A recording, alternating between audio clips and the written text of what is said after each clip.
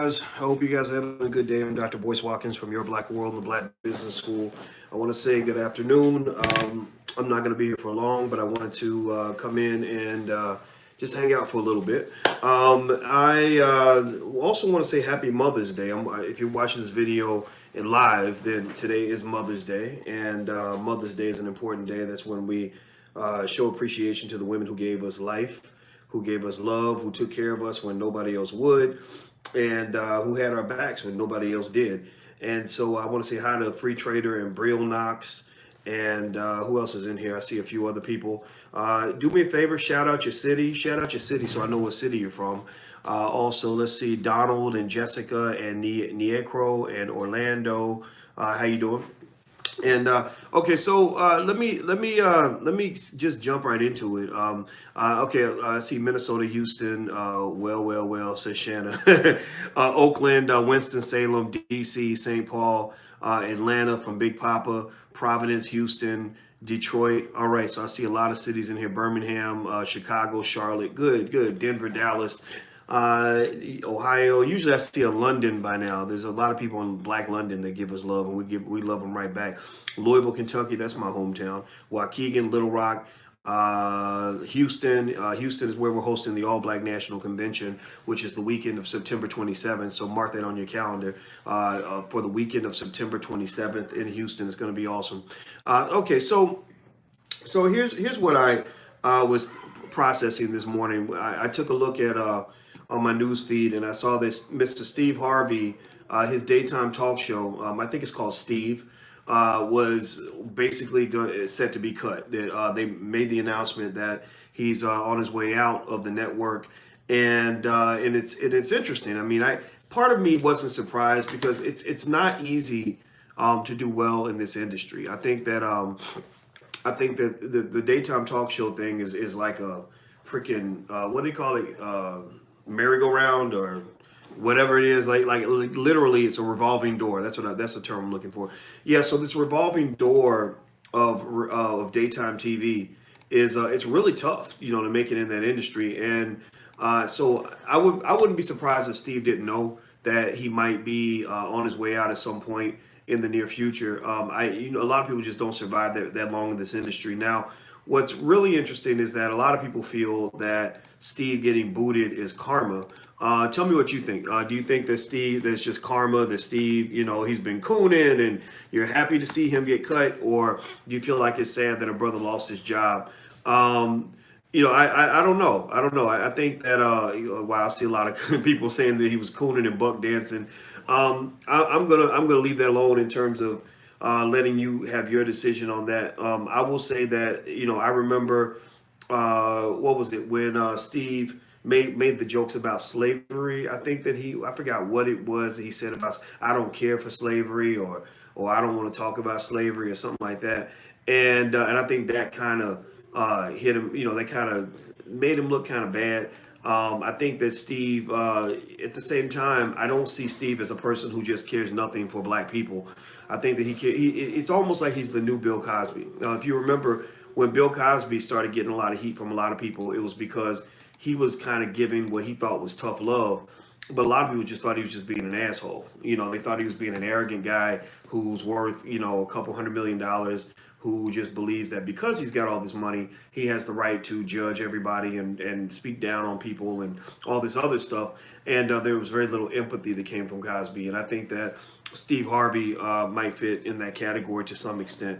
He's worth a lot of money. I looked up his net worth. I think he's worth about 160 million right now, which means that one thing Steve can probably show you though is how to get ahead and make some money. I don't think you have to go to the extreme that he goes to. Like I would not, I personally don't really know exactly where the Black man fits in daytime talk television, like where you got the soccer moms and the white women all across America watching the show. Like Michael Strahan comes off real feminine to me, and it just not, he doesn't represent Black maleness that I know when he's up there. And I don't think that I'm in his target market. I really don't. I think that white women are his target market, and it's fine. I mean, I think that he's good. I'm happy for him and whatever. I don't know how he, who he connected with that put him on these daytime shows. him, Strahan as well as Steve. But, these guys do what they do, and I don't think they really mess with too many people. So it is what it is.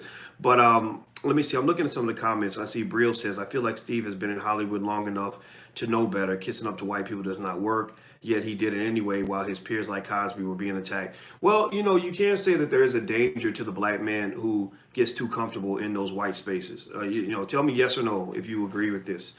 I think that when black men get real comfortable where it looks like white folks really love them, like white folks are like, oh my God, you're our favorite Negro, and you get your good nigga sticker. I feel like they're in danger. They don't see it at the time, but in some cases I've seen it. With Tiger Woods, I saw it. I said, okay, as soon as he messed up, he done. O.J. Simpson, a lot of people saw that. A lot of people said, ooh, if he messes up, then white folks gonna turn on his ass in a minute. Who was another one? Bill Cosby, the great example. Bill Cosby, when white folks turned on him, they were like, well, let's go lynch the Negro this week. So Steve Harvey's in that category. Who's another one that I think? Because white people love him so much. There was one other person that came to mind. Oh, Barack Obama. I feel like Barack Obama. I think part of the reason Barack Obama is such a lame. He's super lame duck in terms of doing anything radically important for black people. And I think it's because they got stuff on him. I really believe they got a lot of stuff on Barack, and I believe that if Barack ever got too gangster with them, I think and got too out of sync with the Democratic Party, too out of sync with white liberal ideology, I believe that you would see a scandal unlike any other scandal pop out for Obama. I think Obama would get buried because I live in Chicago and I hear the stories, and and I'm just saying, I'm like, wow, I'm stunned that they're able to keep a lot of these stories, behind closed doors. You can go Google them. They're actually on the internet. It's not like they're all conspiracies either. This is not just speculation. This is real people that have told these real stories. But I'm not going to go into that too much. I would just say that that there are people that are protected, and protection is a double-edged sword. One hand, protection comes with bullying. Protection comes with an implicit threat. Like the mafia. When the mafia controls a neighborhood, they don't call it, controlling the neighborhood. They say we're offering protection. So they'll come to you, build a little bakery in the Italian neighborhood, and next thing you know, somebody knocks at your door. Hi, my name is Guido Gamabuchi, and I just want to come by and welcome you to the neighborhood. And I want you to do well. I want you to make plenty of money and everything. And I see you got a fine establishment here, and I love what you're doing. And me and my colleagues would like to just offer you some protection. For a small percentage, we can make sure that none of the bad people harm you or harm your family or harm the store, because it would be a shame if somebody came in here and tried to burn the place down in the middle of the night, and I wouldn't want that to happen. So you just give me about 25% of your earnings. We come by every week, and we'll make sure you're safe and that you're protected, because I'm your friend. And I've seen bad things happen. Mrs. Wilson, she didn't want our protection. Next thing you know, Mrs. Wilson was found in the garbage can. She was dead. Right? Like, that's what they do. They offer you protection. And that's what white folks do with Negroes who have their good nigger sticker, is they give you protection until they don't want to protect you anymore. A lot of Hollywood types got crazy stories out there. They could easily catch on fire. Because remember, even with Bill Cosby, and this is the conspiracy with Bill Cosby, because I do believe that there was an action plan to go get him. With Cosby, those stories were out there for 25, 30 years. Like, it's not like they suddenly discovered that Cosby might have done some things back in the 1980s and 1970s. It's not like they just figured it out. They always knew it, but they gave him the protection, right? They had that, we like you, Bill. We think your show's so funny. We like to take care of you, right? So they gave him the protection. And then when he got to where he thought he was truly powerful, and he started trying to make certain moves, I guess, that they didn't like, somebody decided that they were going to come get him. And that's what it was. It wasn't like he's innocent. That's the thing. When somebody, that's the thing, you got to be careful. If you rise up and somebody convinces you to go do dirt, like, oh, here's some drugs, or here's some alcohol, or here's some women, or whatever, you got to be careful, because a lot of times they're offering you these things so they can use these things against you later. So that if you get out of line, they got something that they can hold over your head to get you back in line. Let's see. Buck Dancing has an expiry date. That's funny. Hit the thumbs up button. If you haven't hit the thumbs up button, please hit the thumbs up button. And also, you may or may not know, today is the last day you can get 75% off of our Black Millionaires of Tomorrow program for children. If you have kids or kids down the street or grandkids or nieces, nephews, you want to give them a productive activity for the summer. We have a whole curriculum for children that you can have them go through. Maybe give them $10 for every test that they complete or whatever. Like kids will do a lot of stuff for money. I bribe the kids in our house, to get them to do the things they need to do, and it'll make a difference for them for a lifetime. We spent a very long time putting this together, and it's extraordinarily good. So if you are interested, think about it like financial baby food. They take baby food. Baby food is really just regular food, and they grind it up so a baby can eat it. Well, that's what I did with the financial concepts I taught my college students. Is I said, why don't we grind it up so that children can learn these things, so that our kids will be ahead of their kids. Our kids will be ahead of everybody's kids, and that's what I call Plan 2070. By the year 2070, I believe that if people like me continue to push the message of economic empowerment, people, Dr. Claude Anderson, you have the Nipsey Hussle types and others, Andre C. Hatchett, many others that are pushing the message of Black economic empowerment. I believe that if we do that and implement that into our culture, we're going to find that Black people are the most financially literate group of people in the world by the year 2070. I believe that that's true. So if you want to take a look at the program and get 75% off a lifetime membership, feel free to go to blackmillionairesoftomorrow.com. That's blackmillionairesoftomorrow.com. Somebody type that in, please, so others can see it. blackmillionairesoftomorrow.com. So for today only, you can get 75% off, and I guarantee you it'll be an investment that'll last them for a lifetime. All right, so let me look at some of your questions. I love everything you do, especially with the children. Is the stuff Antonio More saying about you true? I don't know what Antonio says about me. I don't know much about him. Antonio is a guy that's affiliated with the ADOS movement. Antonio More used to ask me to use my YouTube channel, and I used to let him use it. And I think that there's animosity because I stopped letting him use my YouTube channel. So Antonio, being a competitive guy, I think that, unfortunately, sometimes as Black men, if you see another man that you think is doing better than you, you'll spend a lot of time trying to tear down him in order to build yourself up. Because if you look at Antonio More, he's also attacked Jay Morrison. When Jay built the Tulsa Fund, he attacked him. He attacks a lot of people that are doing okay, that are doing better than him. So I just wish him the best. I hope he's successful, because when you become successful, you spend more time focusing on building your own success as opposed to chopping down other people. So I don't really know what Antonio said, and I can't say that I care a whole lot, because it's kind of what. It's like, honestly, that's like a crabs in a barrel thing. And that's where the ADOS movement has lost a lot of momentum. The ADOS movement has been really marginalized because of bad leadership. Yvette Carnell, especially, her energy is so negative, is so toxic, and she spends so much of her time just attacking people, attacking Claude Anderson. She attacked Minister Louis Farrakhan. She attacked all of Pan-Africanism. How do you attack all of Pan-Africanism? She attacked the Black church. She attacks Black men on a regular basis. And so what happens is you end up alienating so many people that you don't have any friends left. So they don't have any friends. And so now a lot of people look at them and they say, gosh, like, are you building or are you trolling? Like, because it's always easier to destroy things than it is to build something, right? It's easier to destroy or criticize what somebody else has built than to actually build something yourself. So if I'm sitting there, if my homeboy is building a car and I'm sitting there and I'm not helping him build the car, I'm not building a better car, but I'm looking at the car like, man, those tires are ugly. Oh, that car, that engine ain't never gonna work. That hood, that hood is crooked. What's wrong with you, right? Like it doesn't take a lot of courage, or nor does it take a lot of capability to be critical of other people all the time. It's okay, sometimes it's called for, but when you're critical all the time and you're not really building or developing, or you can't point to anything you created, you can't point to any Black people that you've hired, you can't point to any institutions that you've developed, you can't point to anything that's actually built something that's going to benefit the community, then it kind of just says that you're just a YouTuber that likes to just get into YouTube fights. And you have some people out there like that just like to get into these YouTube fights. And in fact, the sad thing about the YouTube space to me is that it's really kind of like high school. It's very high schoolish. People, like you got Paris Milan. She built her whole channel by dissing people and attacking people, and then other people are attacking her, and then and I think people like that. I think that feeds into what black people do. Black people are we like drama. We don't necessarily like planning. We don't like execution. We don't like building. We don't like learning as much as a community.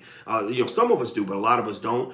People are more likely to enjoy talking about sex and drama and I hate you and this person sucks and they're bad and this is kind of silly. I'm 47. I'm not doing that stuff. All right, so let's see. You're doing the same thing right now, says Sean Dent. No, actually, I'm doing critical analysis. But I will say that all those individuals who I've mentioned, if I mention somebody on my channel, they're always invited to come on my channel and have a productive debate with me. So if you talk to them and they want to come debate, tell them that they can just email manager@boycewatkins.com and we can have them on. In fact, Tommy Sotomayor wants to come on. So when he said he wanted to come on, I said, absolutely, bring him in. I don't hate that guy. Let's see. Steve Harvey is a high-paid employee. He didn't create anything. I don't know if that's true. I think with Steve, I believe Steve has a lot of stuff, going on that people don't know about. I'm not going to say that, I don't think Steve is just an employee. I'll just say that, I think that he makes around 40 to 60 million a year and he ain't stupid. And I'd be willing to bet you that he has a very sophisticated investing strategy. And also remember, this man used to be homeless. And he takes the time to give advice, even if it's not the best advice. He takes the time to try to share the advice. He takes the time to try to be helpful to people, and I give him credit for that. I give him credit for at least trying, even if it's bad advice. Now I do think that he goes a little bit overboard. I think that the cooning gets a little bit too, that little soft shoe and buck dancing. It does get a little bit irritating for me. But I don't have a complete hatred for Steve Harvey. I don't even hate him for meeting with Donald Trump. I think that when you learn how real men operate in the world, a real man will sit down with his enemies and try to figure out common ground or figure out a way to get something for the people he cares about. That's, like a real man ain't gonna say, well, I don't like you. Girl, I ain't talking to you. Don't you talk to the ham, bitch. Like that whole real I'm not even gonna have a conversation because you talked about my mama. Like that's really little girl stuff. If you look all throughout history, powerful men and powerful women have sat down across the table from each other since the beginning of time. Why? Well, because sometimes you want to prevent a war. Sometimes you want to figure out how to make a deal. Sometimes you're like, look, I don't like you, you don't like me, but I don't need you to like me, and you don't need me to like you. But here's the deal. There's that land over there, and I don't want us. I got people to protect. I don't want to go to war with you over that land. I don't want nobody to die. You don't want nobody to die. I know this. So let's make a deal. I'll give you this if you give me that. Your people stay over there. My people stay over here. That's what Malcolm X. That's why Malcolm X met with Klansmen and people that you would never expect him to meet with, because he was like, we have a common interest. Our common interest is we don't like each other. But you know what? There's room for us to actually give each other something so that your people stay over there, my people stay over here, and we both win, right? So I think that, I'm gonna tell you the truth. If I thought the only reason I wouldn't meet with Donald Trump, the only reason I wouldn't be interested in it is because I don't trust politicians. And that means I didn't trust the Obamas either. I went to a meeting with the Obama administration. I sat down. Wait, what was it? Oh, it was, I was there through video conference. That's what it was. Because I was like, I don't remember going to the White House, but I remember having a meeting with some people at the Obama White House. But when we were negotiating over criminal justice reform, it was stupid. It was like, I said, they don't really want to actually do anything. Like, this is a waste of my time. I'm trying to do something, And so the reason I would not meet with Trump has nothing to do with the fact that he's white or that he's a Republican. I wouldn't meet with Trump because I think politicians are liars. And one thing Trump really is he is a liar. He makes deals and then breaks the promises and all that. But Obama did the same thing. But I think that those who've tried to sit down with him, I don't fault them at all. I think sometimes you can get more out of your enemy than you can out of your friends, because your friends gonna be like, well, we're friends. Why do I gotta do anything for you? An enemy has something to prove. They'll go out of their way to prove that they're willing to concede so that you'll give them what they want. So anyway, let me see. Barry Tesby says, I feel he was disrespected. how he did Marjorie, and he has to pay. I lost respect for him because of his treatment of her. Are you talking about Marjorie, or are you talking about his ex-wife, the other wife? Steve does have that old ex-wife. Forgot her name. Her name was Mary Shackelford, who is really angry at him. She wants $60 million from him. She wants him liable for emotional damages she faced since their divorce in 2005. When they divorced, she was given 3 homes and $40,000 a month until 2009, including a one-off payment of $1.5 million. Mary wants him charged with a constitutional rights violation, falsifying documents, contempt of court, embezzlement, extortion, and collusion. Honestly, I really think that it's kind of like a bitter ex-wife type situation. I'm not going to say that I know their marriage. I don't know their marriage, but I do know something about love. And one thing I know about love is that, if we had a court of love, where you could be tried and incarcerated, a lot of us would be filing charges against somebody, right? Yes or no? Tell me, have you ever had your heart broken so bad that you were like, something that you did to me had to be illegal because the shit you did to me was just wrong, right? I don't know if anybody else has gone through that, but I have. I've had my heart broken in romantic relationships. I've had my heart broken with friendships in public. When my very good friend Yvette Carnell decided that she hated my guts and wanted to attack me, that broke my heart. That made me very sad, and I just said, well, damn it, this ain't right. You can't do this. All the times I stood by you, I just got you a speaking engagement and nobody was even calling you for speeches. Like, I had your back. And you're mad because I won't keep paying you money? Like, you're mad because I'm not giving you, and so it sucks, man. I mean, it really sucks. It really hurts, and it makes you, it pisses you off, and it makes you say, how can you get away with this? And here's the thing, though. One thing I learned, though, about getting your heart broken is that just kind of comes with the game. I mean, seriously, like, can you imagine a world, like, seriously, think about somebody you dated who really did some horrible shit to you. That the person who cheated on you, slept with your best friend, the person who said they'd be with you forever and they were gone next week. The person who lied to you, you found out he was gay and you thought that he was going to be your husband, whatever, right? Or the woman who swore she'd love you forever and next thing you know, you're finding out she's a hoe. Right, she done stepped out, and now she's sleeping with your homeboy or whatever. Right, like imagine if you could go out and file a lawsuit and get a $50 million payment for emotional distress for every time somebody broke your heart, every time somebody hurt your feelings, every time somebody let you down. That's not realistic for most of us. Now marriage does change that. Marriage allows you to get legal damages, which is why I've explained to you guys that marriage is not a mostly romantic agreement. It's only romantic to the extent that it's the romantic aspect in terms of your love for that person that leads you to be willing to make a legal contract with that person. Because marriage is a legal document. That is a legal contract. That is not just, oh, I love you. Oh, I think you cute. Let's have some sex.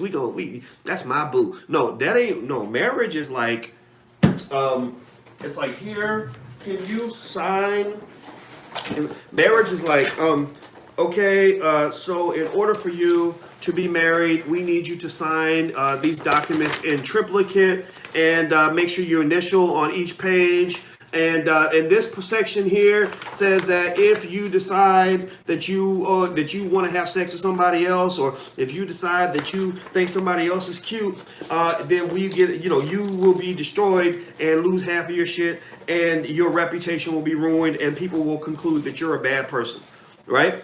So one of the things I've always said about marriage is not whether people should get married or not. It's like voting. I don't tell people whether they should vote or not. I just say, make sure you think carefully about it before you do it. Think carefully about your next move, because there are huge consequences that come with that. And in the case of Steve, I'd be hard pressed. I'd really want to know and have evidence that Steve did something to her that was truly illegal. If he just hurt your feelings or broke your heart, I feel bad for you. but I don't really know if you have the right to chase somebody down and harass them, and stalk the shit out of them, and engage in what almost amounts to digital terroristic threatening of another person for 14 years because they broke up with you. That ain't help. That makes me worry about you. That makes me sad for you. It makes me say, you know, are you going to be okay? Because, you could have had a couple of new boyfriends by now. Like, what is it that's making you go after him 14 years later when there's another 2.5 billion men on the planet? Maybe it's 3 billion now, 3.5 billion. It's a big number. There's a lot that so I'm not saying that she doesn't have a claim. I'm not saying that she didn't get a raw deal. What she probably sees, and I've seen this, sometimes when somebody goes off and leaves you and they start doing much better than you, you start feeling like you missed out. You start feeling like I could have had that. That bitch is living in my mansion. That bitch is living my life. Or that Negro is, he's with my woman, right? And you start claiming things that aren't yours. Because I can guarantee you this much. She probably wouldn't be chasing Steve Harvey 14 years after the divorce if he were broke. If Steve Harvey was wearing a Burger King uniform, and taking the bus to work every day, I don't believe that she would be chasing him down 14 years later saying, I need, $100 million for emotional distress. And so that becomes kind of the issue. And I guess people can feel how they want to feel, but I know that I was never raised to believe that I have the right to a woman's money. If I'm with a woman, and we all have ex-girlfriends or ex-boyfriends, right? If I have an ex that goes off and makes $100 million, I don't know how I could feel like I have the right to have money that you made after I was gone. But again, that's just my 2 cents. It is what it is. Now, thank you, Anthony, for your donation. I appreciate you very, very much, brother. Thank you so much for the support. If you guys want to support the growth of intelligent Black media, we are reaching around the world. We're reaching over 1 million Black people a week. All around the globe, all the way to China and Africa and all over the planet, and we can really use your support. So if you'd like to support, like to be a patron, a member of our League of Intelligent Black People, you can go to intelligentblackpeople.com. That's intelligentblackpeople.com, and it's not a donation. We give you lots of free stuff in exchange for your support. So feel free to go to intelligentblackpeople.com. Also, don't forget, on May 19th, I'm doing an investment seminar for 1 day in Philadelphia. If you want to come to that, you can go to drboycephiladelphia.com. That's drboycephiladelphia.com. And I'm also, for those of you who requested that I do the same seminar digitally so people can watch it from around the world, I broke it into a 7-week series where we would do one hour per week. So in Philly, I'm going to do 1 day, the 7 hours. But digitally, I broke it into 1 hour per week for 7 weeks. And if you want to sign up for that, you can go to drboyceseminars.com. That's drboyceseminars.com. All right, hit the thumbs up button. I'm going to read some of your questions. Please hit the thumbs up button. Vince says, facts are that she's really bitter. Kistimbo says she's not bitter. Okay. I believe she's bitter, because I think that it is a little bit strange when you're chasing somebody 14 years later. I don't know. I will say this. If you ever get a chance to make money, be very careful about who you sleep with, who you marry, who you date. You probably want to pick somebody that's got something of their own, not because you need their money, but because you want them to have something to do in case you're gone. Like a lot of these guys that get a whole lot of money, and all the women come with the money. I can tell you when I started making more money, I suddenly became much cuter and much more attractive. I had never known how to deal with that. I think I had my first groupie attack in 2006. And that was weird to me, that this woman just, because of who I was like, I want to get close to you, and almost like it was a drug.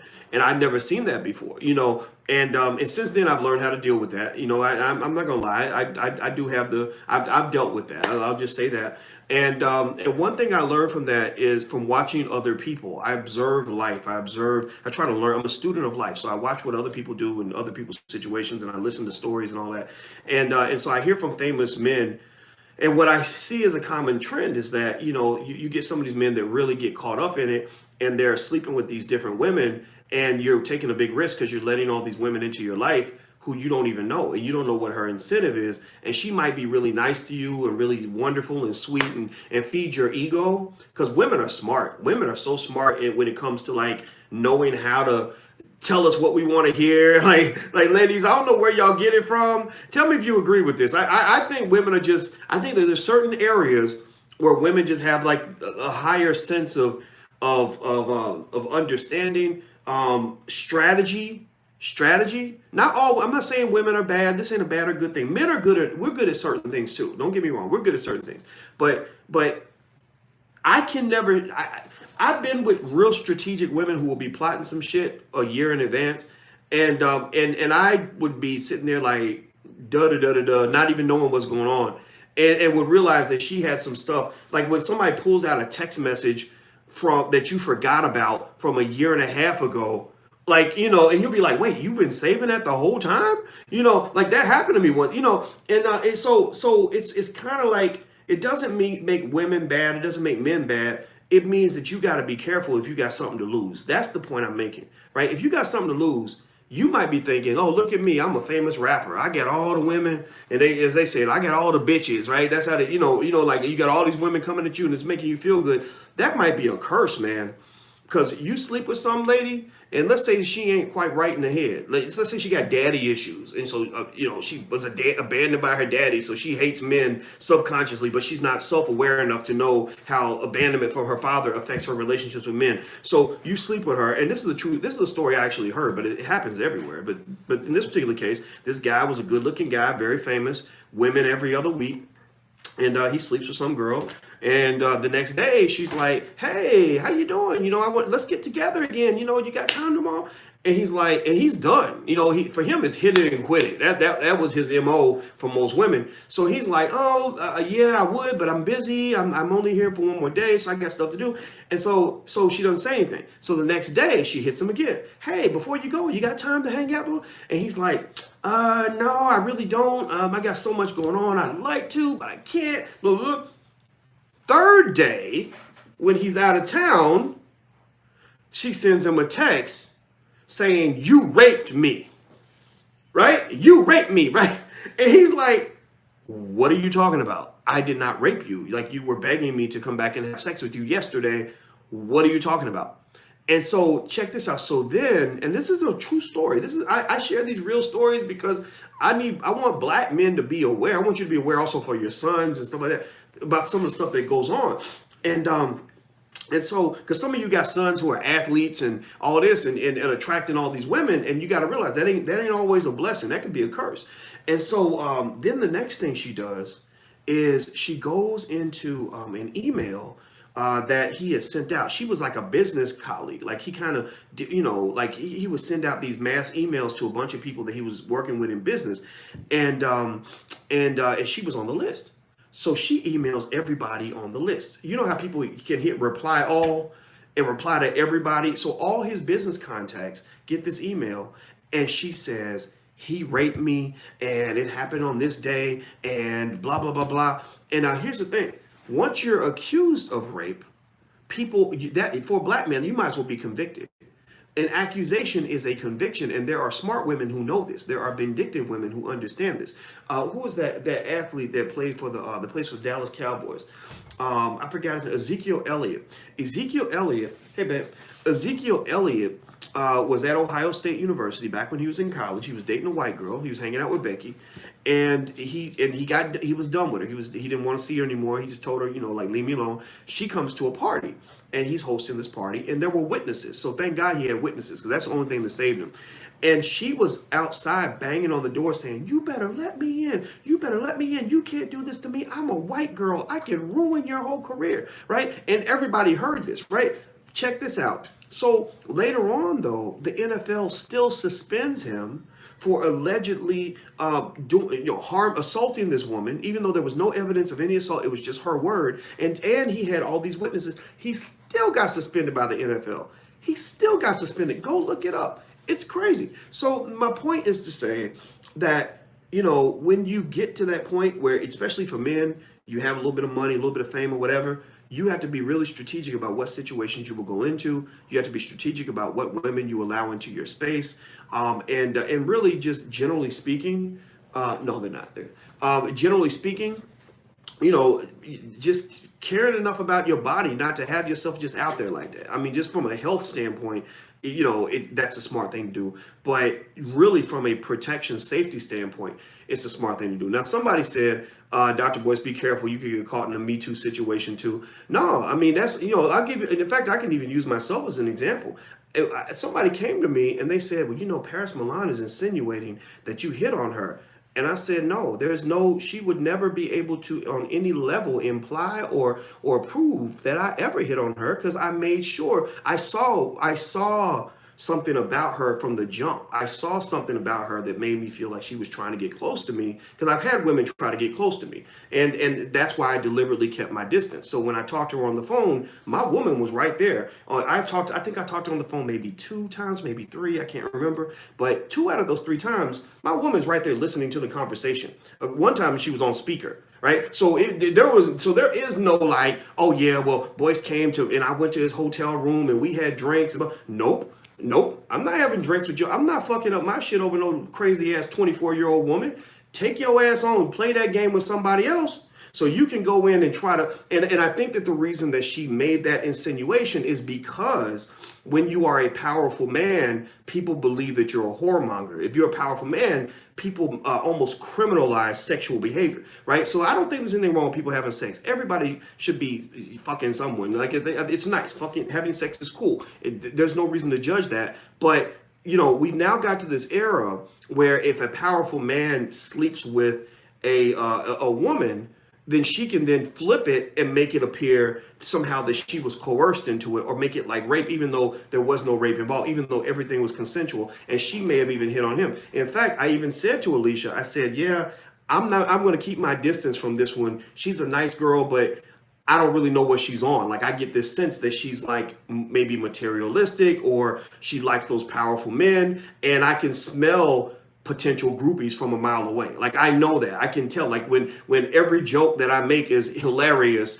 or you just think that I'm the most brilliant person in the world, or you just seem almost in awe to be on the phone with me or around me, then that is a warning sign to me. Unless maybe, back maybe years ago, maybe I would have been like, okay, well, maybe maybe this is worth pursuing. But I'm telling you guys, you got to be really careful, especially men. You get power, you get money, you get whatever. Watch out for these women, because there are women out here that will run game on you, but there are great women out here too. And I've even had people say, Boyce, why do you trust these women and these women? Because I've had people say, well, you shouldn't be trusting any of them because this is what they do, blah, blah, blah. I don't believe that either. I for every one black woman that disappointed me, there was 10 that didn't. And I love black women to the nth degree. And what I've learned is that there's a difference between real women and punk ass women, right? Real women versus women that are on some other dysfunctional shit. Excuse my French. When I say dysfunctional, I'm talking about like maybe, she's walking around here like I'm a feminist, I'm a black feminist, and she's using terms like toxic masculinity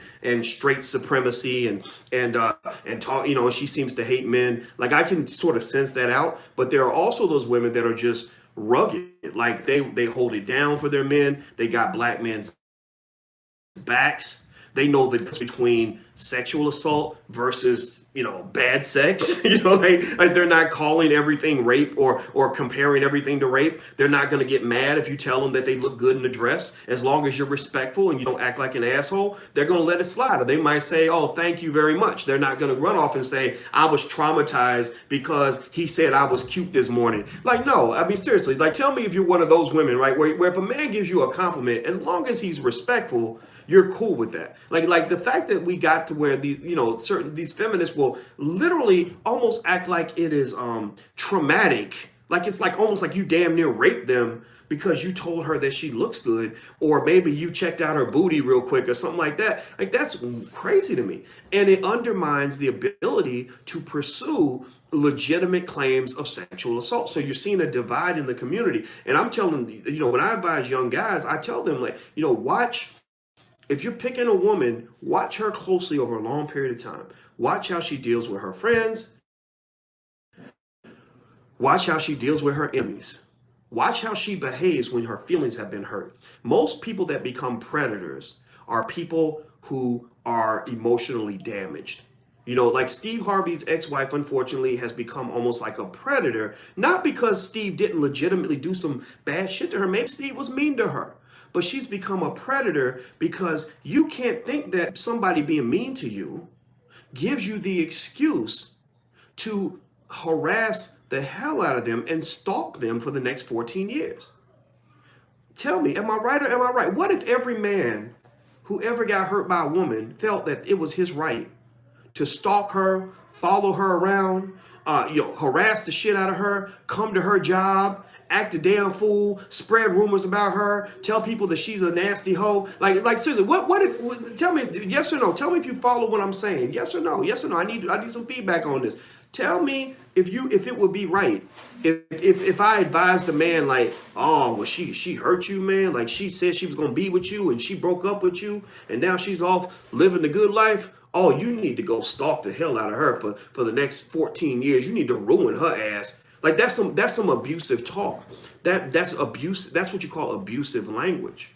And what happens is that because we got this gender war in America, we will allow women to engage in abusive behavior, but we don't call it abuse. Rarely, if ever, do I ever hear a woman accused of abuse. But I dare present this idea to you. If a man is capable of committing emotional abuse, which does not involve physical activity, it just involves me saying nasty shit to somebody. If a man can be accused of emotional abuse, then why can't a woman be accused of emotional abuse? And if a woman can be accused of emotional abuse, why are there almost never such allegations presented in the media? Why do you never hear stories about women being accused of emotional abuse? Again, because I would dare to say that if it was, let's say Mary J. Blige's ex-husband, y'all saw where Mary J. Blige's ex-husband was trying to get child support and alimony and money to take care of his mama and all this other crazy. I forgot what, I think he was even trying to get child support for kids that he had before he got with her, or maybe it was Jill Scott's husband. I don't know. One of those women had a husband that was really trying to get paid. Sherry Shepherd, same thing. She married a man like, and what if Jill Scott's ex-husband felt that because of whatever happened in their relationship, whatever it was that broke his heart, whatever it was that made him sad, what if he felt like it gave him the right to harass the shit out of her for the next 14 years? What would you say? Answer me. Everybody answer me, please. What would that say? What would you say if he said, the reason I get to harass her from the year 2019 until the year 2033, because it's been, for Steve Harvey's wife, it's been 14 years since they got the divorce. I can harass her till 2033 because she hurt my feelings. And she didn't pay me as much as I wanted. She gave me $40,000 a month for 5 years, but that ain't shit. I can't afford my Bentley with $40,000 a month. How am I going to take care of my parents? How am I going to pay for my kids? How stupid would he look? Tell me what you think. What would you think? Would it make sense to you? Yes or no? Yes or no? Yes or no? Yes or no? It would make no sense at all. So if it wouldn't make any sense for Jill Scott's husband to do that, then I dare to offer you the idea or the possibility that maybe it doesn't make sense for Steve Harvey's wife to do the same damn thing.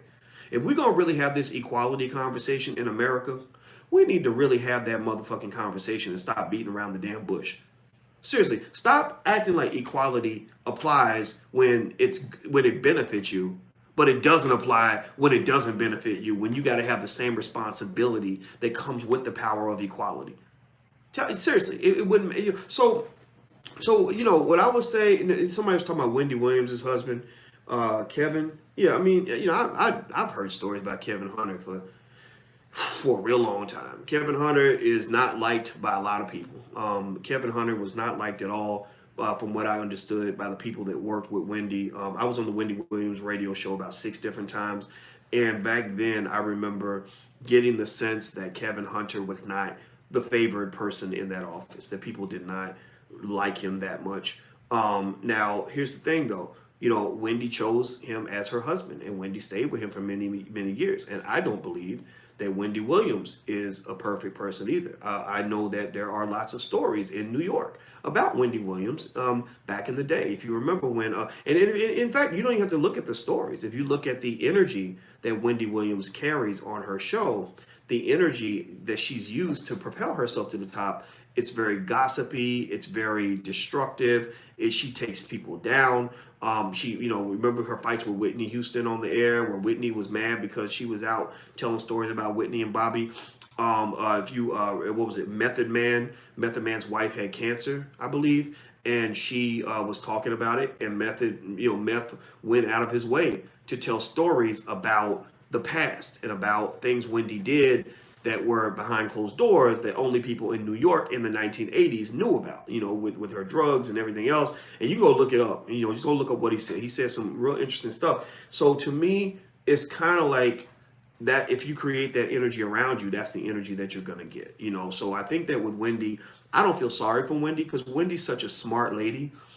She's the best radio show host I've ever worked with. She's the best host I've been on the Tom Joyner Morning Show. I did not enjoy it. I've been on there several times. It was never fun because Tom, the way he does his interviews, it just wasn't, I didn't like it. But Wendy's show, I always loved it. I was always comfortable. And I think that she is an extraordinary host and a very smart woman. She rose to the top of New York media because that woman is a genius.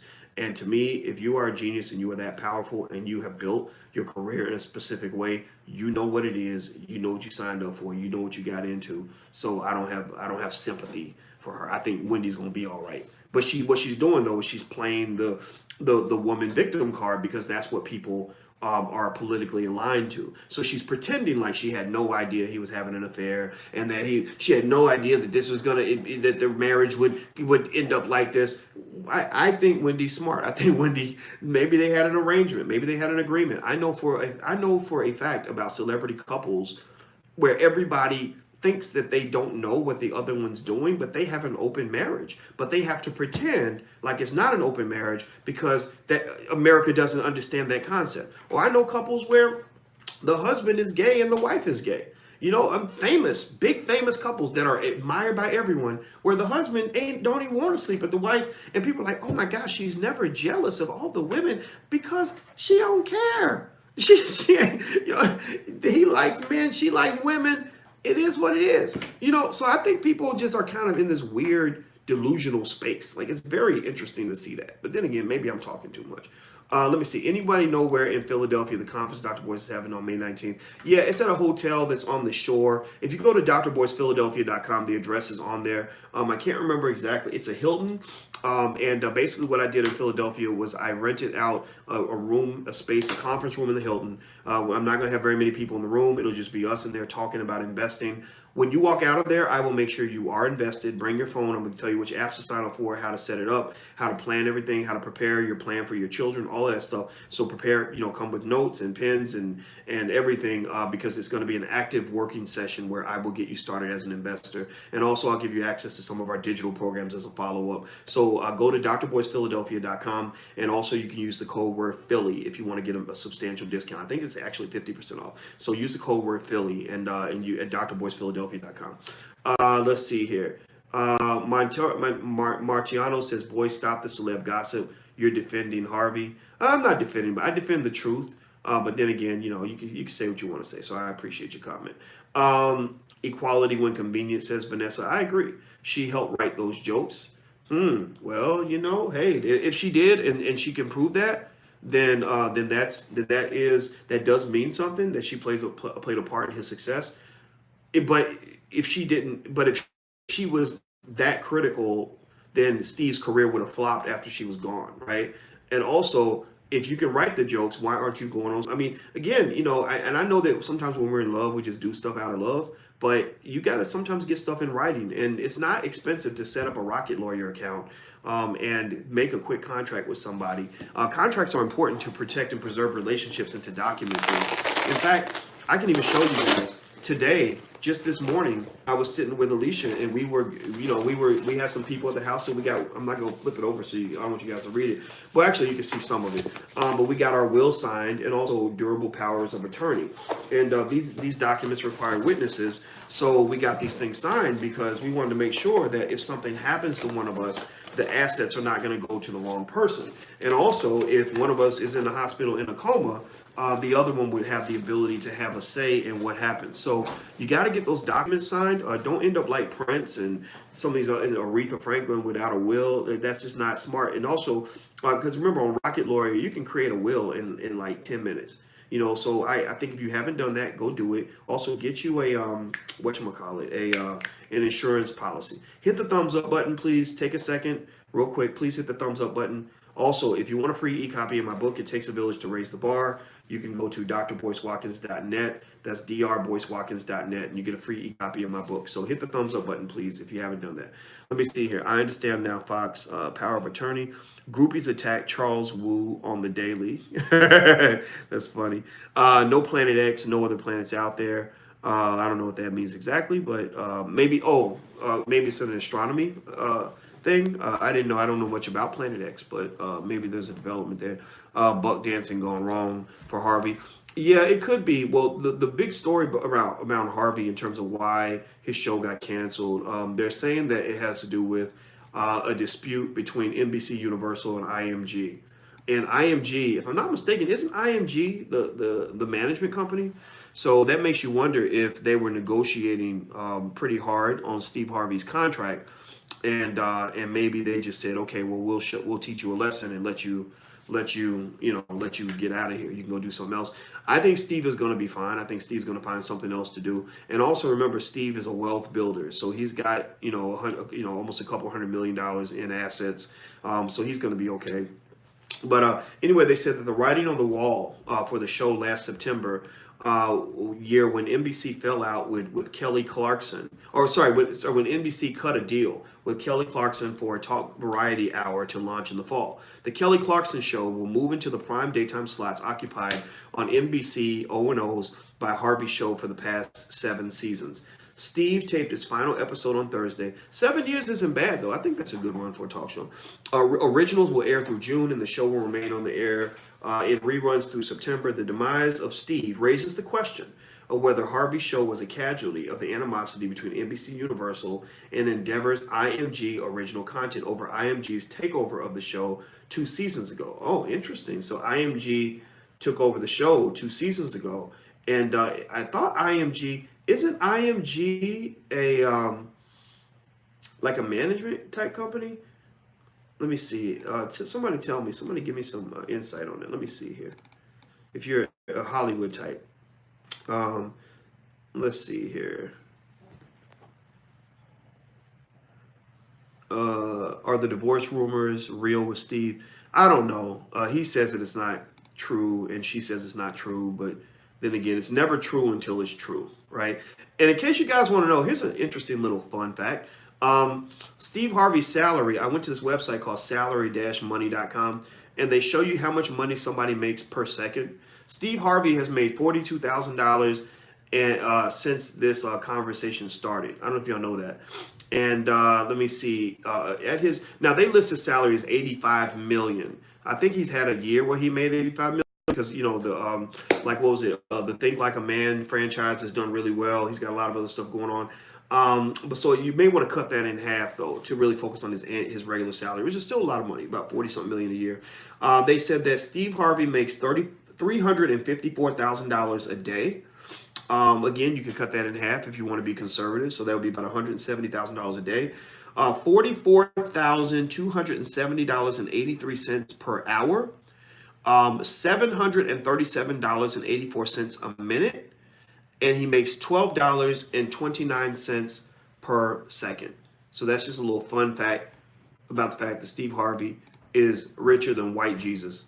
So he's doing well. Let me see. I think IMG is also involved in UFC. Let's see. What is IMG? Let me Google that. I want to see that. Let's see here. What is IMG? Okay, so IMG is the International Management Group. Is a global sports uh, other events, and talent management company headquartered in New York. It has been owned by William Morris. Oh, and William Morris Endeavor in Silver Lake since 2013. Let me tell you, William Morris, if I'm not mistaken, was started in the Jewish community. And they speak extensively about the creation of the William Morris Agency, which all the Negroes in Hollywood are all lining up begging William Morris to take them on as clients. The book, How the Jews Invented Hollywood, they talk extensively about the William Morris Agency, where it came from. And it really was a byproduct of the fact that the Jewish community built Hollywood as their powernomics plan. They weren't getting the jobs that they wanted, so they said, instead of begging for the jobs, we're going to go just create the companies. So they started creating, the companies that made the films. Then they created the movie houses that would show the films. They created the talent agencies that would manage the actors and actresses who would star in the films. And now, years later, William Morris Agency has a tremendous amount of power in Hollywood. Like, they pretty much control Black Hollywood. You know, most of your favorite Hollywood actors and actresses are signed with William Morris or one of the spinoff agencies. I think it's CA, I think Creative Arts, spun out of William Morris. And all this came out of the Jewish community. So when Minister Farrakhan talks about, Jewish power, especially in media, he ain't off the mark, man. And you ain't got to be anti-Semitic to cite facts. This ain't even an anti-Semitic statement. I think it's giving the community props, giving them props for doing something that I want Black people to do. I want Black people to own a Black Hollywood. Why you think I started Boyce Watkins Films? We have films out there. The Black Love Blueprint. You can go find it on Amazon right now. The Black Love Blueprint. We have Democracy, a Black American horror story. It stars Zaza Ali. Now, her brand has shifted a little bit because of some controversy, but that doesn't mean Zaza isn't smart. Zaza made a mistake, but Zaza's still intelligent, and the film's very, very good. The original person that was supposed to star in that film was actually Yvette Carnell, and it didn't work out. It just didn't. I'll just say it didn't work out. We have Resurrecting Black Wall Street, The Blueprint. That's out there. Check that out. Every Black person, and we did that film because we believe every Black person in America should know the story of Black Wall Street. So rather than waiting for somebody to make a movie, we made the movie. We have a new show, Black Capital. Black Capital, for all intents and purposes, is the shit. Black Capital, directed by Peter Parker. Black Capital is an extraordinarily good film. We got a lot of millennials involved in this project. And everyone loves it. And right now we're in negotiations with people like Netflix and others to try to get them to buy it. And if they don't buy it, we'll distribute it ourselves. But let me see if I can find the trailer for Black Capital. Let me see if I got it on here. Let's see here. I'm gonna try to see if I can. I'm putting Peter Parker's name and see what comes up. Okay, it's not coming up. Let me put in my name. Maybe if I put in my name, we can find it. I can't find it right now. But anyway, long story short, we've put together a lot of films, a lot of projects over time. We partnered with Tariq Nasheed on the distribution of Hidden Colors. We partnered with a brother, Darren, I can't remember his last name, to make a film called The Melanin Code. The Melanin Code was dope. It was an extraordinary movie. I mean, you got Black people that are building things and creating companies. And what I'm just doing is saying to you guys, we have to have a symbiotic, a recursive relationship between Black folks or Black business owners and Black consumers, and where we're all supporting each other. Where products are being created for you, and you're supporting those products as much as you support white folks. So anyway, let's see here. Ari says, would you put Miss Sherazad Ali in your next film? I love her insights. Somebody mentioned to me, they asked me about doing something with Sherazad Ali. I have nothing against her. I just don't know a lot of people because I don't really get out there like that.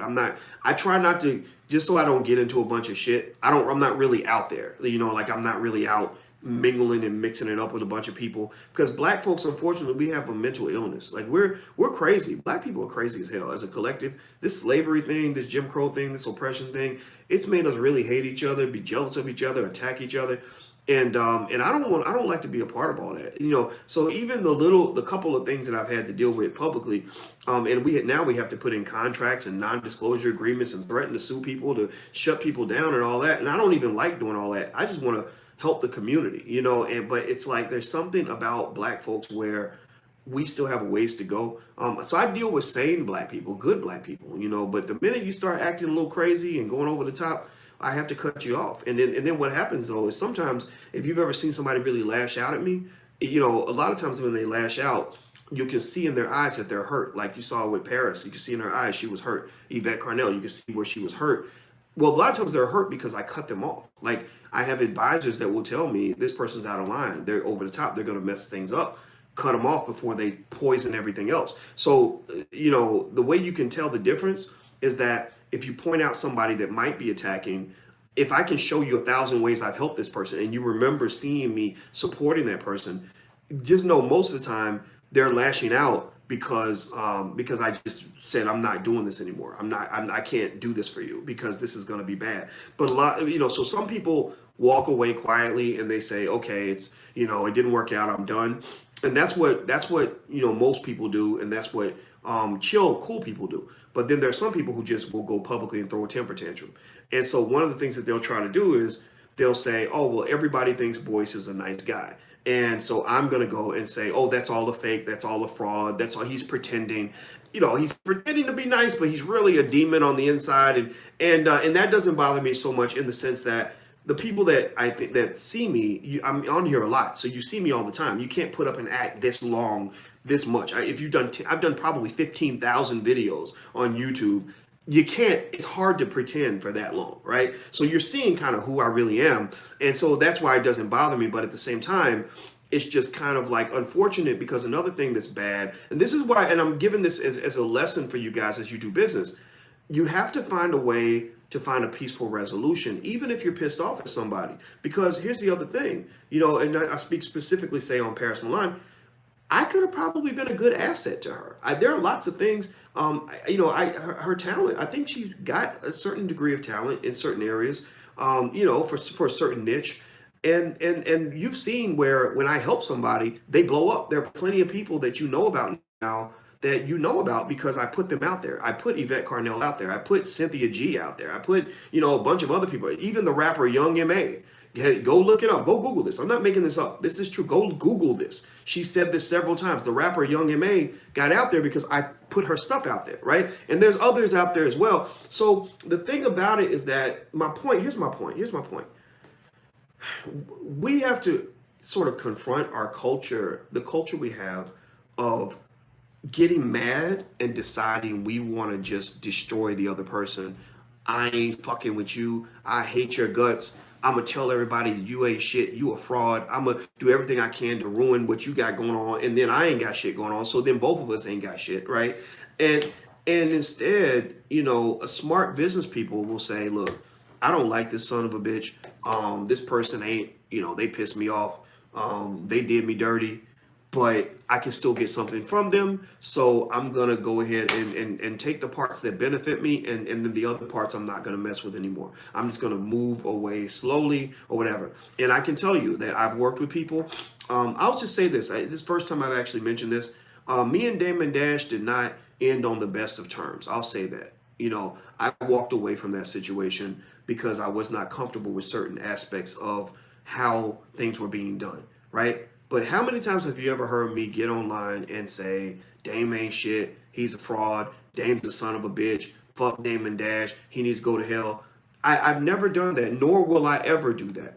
Whenever I brought his name up, I've always deliberately brought it up in a way that is satisfactory because that's how men do business. That's how grown-ups do business. That's how corporations do business. That's how nation building operates. You walk away from the table, but you try to make sure that you minimize the amount of drama because drama is bad for business. Drama gives people something exciting to look at because they get to watch both of you burn down and both of you look like jackasses, but it doesn't help you long term. You know, like there's a saying that says when two people are fighting each other, they both look like idiots from a distance.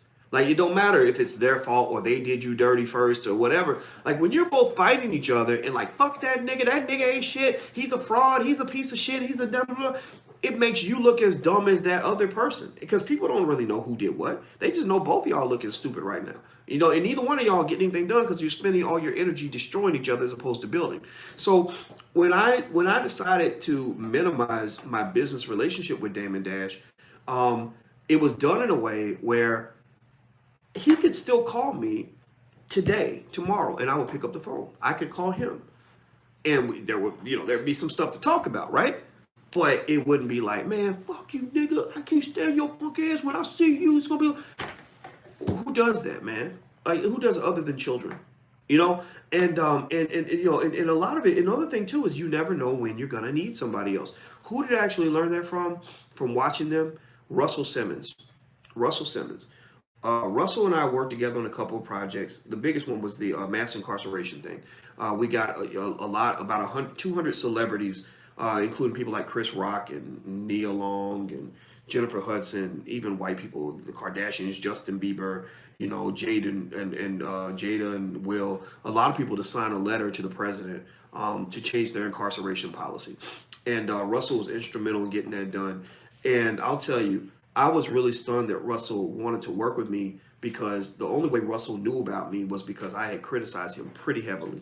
And I could not understand. I said, how does this man just forget about this stuff that happened in the past? Because I was young. I didn't understand. That's what you do. You come out guns blazing and acting a damn fool. And I made mistakes. Everybody does. And I did talk to him about it one day. And I said, so how do you manage that? Like, what, I have to confess, like, I was surprised that we worked together because blah, blah, blah. And you know what he said? He just kind of said, well, if you have an issue with somebody, you ain't got to go upside the head with a sledgehammer. When you ruin a relationship or you burn a bridge, you're hurting yourself as much as you're hurting the other person. But disagreements happen all the time. And I internalize that. And Russell, I like Russell also. I know Russell had some interesting accusations against him from the 90s. And to me, again, if there's no proof, I don't know what else to do with it other, than the fact that I'd say, okay, we'll prove it, but I'll say that in terms of how Russell dealt with me, he always dealt with me with decency and dignity. Also, I learned from watching him, and I also have a respect for the fact that he rides with Farrakhan. He's always rode for Minister Farrakhan, and anybody who loves Farrakhan, I love them for loving Farrakhan. So long story short, I'm just saying that in business, you have to solve problems. That's what Rachel's saying. That's the point, right? I'm a mathematician, and and it's great because in mathematics, when you see a problem, you don't see a problem as an obstacle. A problem is not a reason to throw a temper tantrum. A problem is not a reason to destroy a relationship. A problem is not a reason to act a fool. In mathematics, a problem is something that gets solved. So what you do is you solve the problem. You figure it out. You say, so in the Nation of Islam, they actually, one of the things that they do is they tell them, if you have an issue with another brother, sit down and talk to him. Or a sister in the nation, you talk to them.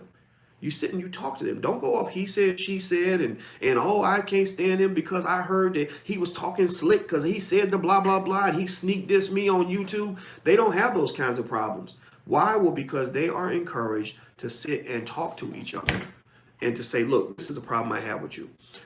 So that's what I would just say is I think for those of you who have some sense, and I assume you do because that's why you're here, because there's a lot of bullshit on YouTube. There's a lot of people just screaming about nonsense and speaking ignorant. That's why I say this is the place for intelligent black people. I don't want everybody here. I don't want to be a part of that nonsense. But those of you who got some sense, that's my OG advice to you today, is when you have a difference with your brother or with your sister, try to talk to them. And I will say, and I want to set a good example and say that anybody you've ever seen me criticize, like starting with, say, Yvette Carnell, who did the ADOS movement, or even Paris Milan, or even Tommy Sotomayor, or whomever, that door is open for any of them to come on here and talk to me directly in front of everybody. And the same thing I say to you when they're not here is exactly what I'd say if they were here, because I, from the core, know that I'm a good person. I know from the core that some of these people, I've tried to help them, and I have no problem saying, well, here's what it is, right? So I encourage you to look for peace in your life. You're starting with your important relationships with family, with friends, with marriage. If you get married, if you have a problem with your spouse, Never look at your spouse as the problem. Look at the problem as the problem that you and your spouse will solve together, because you have to maintain peace. And the black people can't do that. That's why black people can't stay married, and that's why they can't hold businesses together. Because when you do business with somebody, it's like marrying them. And if you can't, if every reaction you have to when your feelings get hurt, or when you get traumatized or triggered, or somebody disses you over $125 or whatever, and your reaction is to go nuclear and to hit the nuclear button, then you will never build anything, because you can't build it all by your goddamn self. You can't do it by yourself. So white people are kicking you in your ass, building massive institutions right around you, because at least they understand in business they stay on code. Go watch the Avengers movies, and I want you to watch the credits for the Avengers movies, and I want you to see how many thousands of people had to work together in sync to work through their problems to make this movie get done. I want you to count. I want you to just look at it. You can't count it because it's too many names. But just watch. You're going to watch 20 minutes of scrolling of all thousands of names of people that all got together on the same damn page and built the same damn shit. And they had problems. They had the same issues you have. They got mad. They felt like somebody dissed them. They felt like somebody didn't do what they supposed to do. Somebody was hating on them. Somebody was sneak dissing them on YouTube. This person wrote an email talking about my mama or whatever. They have the same damn issues, but they worked together, figured it out, stayed on code, and made sure that the project got done. A lot of us in our community can't get shit done on a massive scale where we're all working together because some nigga want to be a diva. And I use the N-word because that's nigga-like thinking. You got somebody's like, it's all about me, and all hell no. And if you gonna do this, and you ain't nobody gonna get a movie cause I'm gonna tear the whole Avengers corporation down. Y'all ain't making no more movies, right? Tell me this. Tell me yes or no. Do you know a Negro like that? Do you know at least one Negro who acts like that, who thinks that it's all about them and all about their feelings and all about what they want to do and how they want to take somebody out, and they'll destroy everything. They'll destroy the business. They'll destroy the plan. They'll destroy the entire project. They'll destroy the entire family. They'll destroy everything you're trying to do because they haven't learned how to shut the fuck up and calm down and look at the bigger picture. The reason we can't build big projects in unison is because we are being persuaded through our own culture, through the memes that we share. How many times, yes or no, how many of you have seen memes on the internet that say things like, if he start tripping to, if you dissing me on Facebook, then goodbye. I'll be glad to see you out of here. Or I ain't messing with you no more. I ain't talking to you no more. Like, people love to brag about how many people they cut off. Right? They love to brag about, how they're going to just tell somebody off, and you get in my face and you do this and you do that. I'm going to let you know about yourself or whatever. And that's not how millionaires and billionaires and wealthy people and real business people think. Real business people might get real pissed off at you, but they always see the bigger picture. They know how to sit back and say, okay, well, I know you did this, or even Barack Obama, when he ran for president. Oh, there were things that happened that pissed him off. When Cornel West decided to go off on the Obama campaign for legitimate reasons, Obama was livid. I mean, he cussed the hell out of Cornel West backstage at an event that they had. But you always saw him keep his cool because he knew that he had a bigger picture in terms of what he was trying to accomplish. So that's what I'm saying. I just want to encourage you. When you have a dispute with somebody, do your best to try to work it out in a way that does not make you both look stupid and does not cause you both to lose. Because when the relationship falls apart, everybody loses. I don't care. When you go to war, there's no such thing as a winner. There's only the person who lost the least. All right, I'm about to go. Do me a favor, please hit the thumbs up button. If you haven't done that yet, please hit the thumbs up button. I want to also remind you guys, speaking of solutions, you guys know about Blag Enough, which is our social media platform. That is a good Facebook alternative or Facebook replacement, depending on how you want to look at it. Here's how you spell it. And this is a word we invented that is ours. We trademarked this word.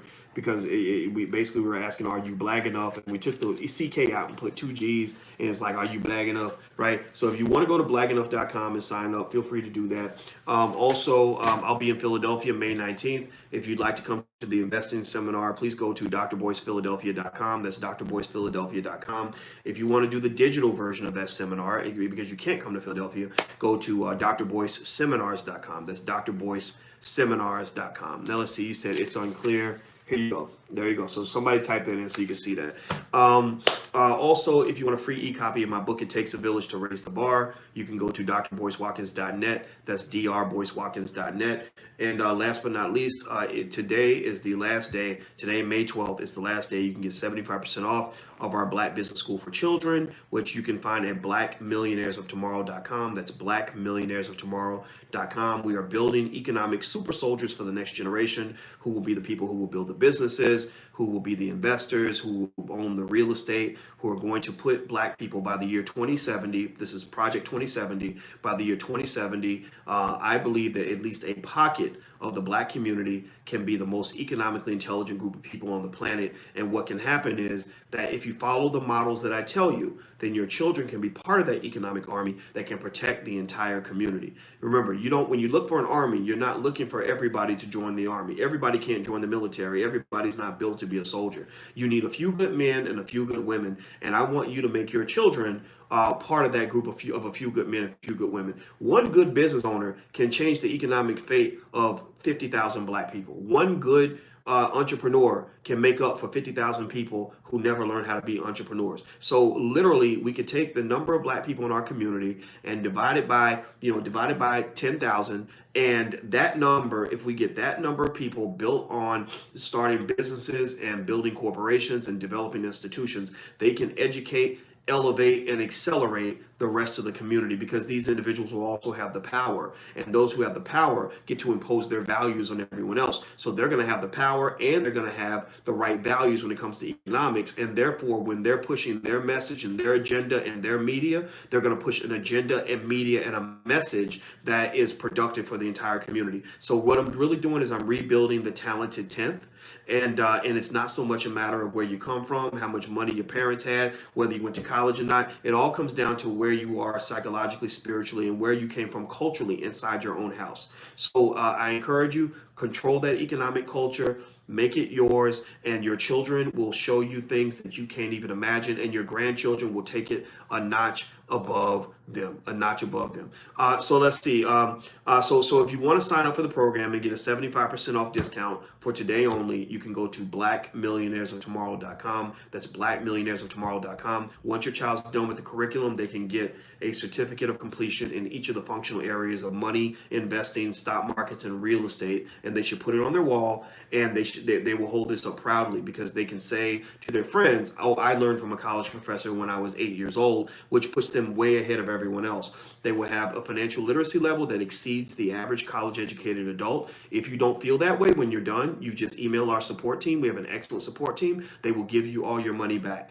The second thing is that you're going to see a self-esteem boost, because they're going to identify themselves as wealth builders, not rappers, not basketball players, not thugs, not idiots. They're going to see themselves as future millionaires, and how you see yourself shapes what you do. And so ultimately, that's the goal. That's the master plan. That's what we're going to implement, and I know it's going to work. So anyway, let's see. Lawrence says, Boyce Watkins, I've been a critical fan of you for a minute, but the things you say that I disagree with, but as a business guru, you have it. You have the platform that allows opinions. Yeah, I do. I believe in freedom of speech. So the fact that you agree and disagree with certain things that I say tells me that you're an intelligent man, Lawrence, and I respect you for that. Also, I love you because my brother's name is Lawrence too.